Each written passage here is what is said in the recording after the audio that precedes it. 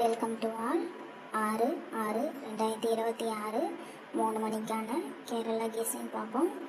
3 digit box 158, 353, 721, 879,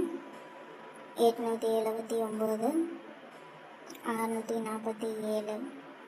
2 digit 15, 51, 35, 53, 72, 27, 87, 78,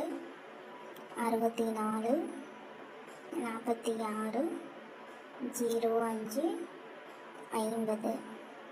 1 digit 9, 8, 7, 0.